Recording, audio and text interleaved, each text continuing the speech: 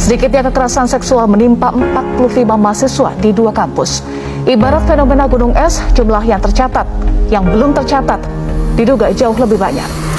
Komnas Pelindungan Anak secara mandiri telah menerima 2.739 kasus kekerasan seksual terhadap anak yang terjadi di beberapa daerah di Indonesia. Saudara diduga melakukan tindak pelecehan seksual terhadap pegawai dan tenaga pendidik. Rektor Universitas Nahdlatul Ulama Gorontalo resmi dilaporkan ke Polda Gorontalo.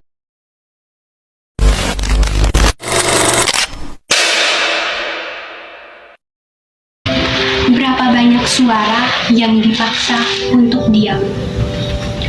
Berapa banyak luka yang disembunyikan di balik senyuman? Kekerasan seksual bukan hanya tentang tubuh, melainkan juga tentang rasa aman yang telah direnggut. Halo teman-teman semua, setelah melihat beberapa ulasan berita mengenai dengan tindakan kekerasan seksual, kita sebagai kaum muda Indonesia harus kenali dan lawan kekerasan seksual. Apa sih itu kekerasan seksual? Nah, kekerasan seksual merupakan segala bentuk tindakan seksual yang dilakukan tanpa persetujuan dari korban. Bisa berupa sentuhan dan paksaan yang bersifat seksual dan juga merendahkan martabat dari korban.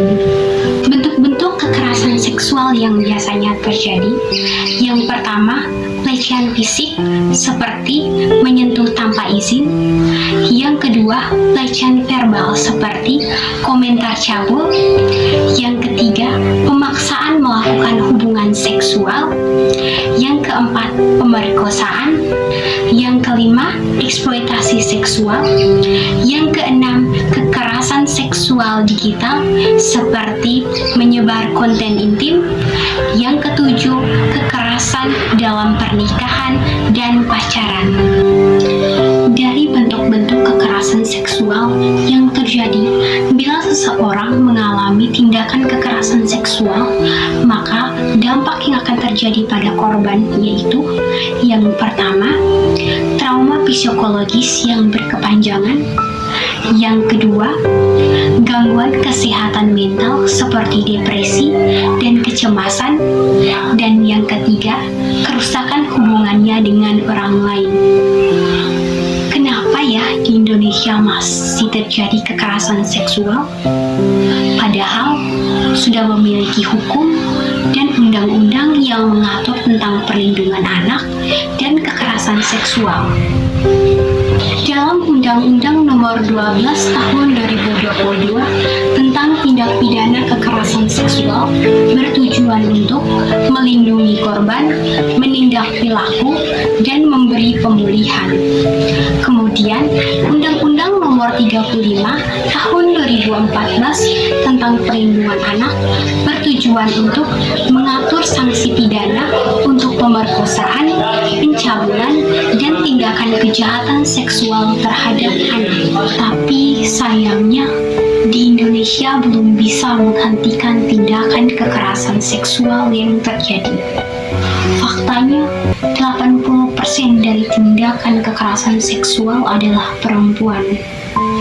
Dan tindakan kekerasan seksual juga bisa terjadi di rumah, sekolah, dan tempat kerja.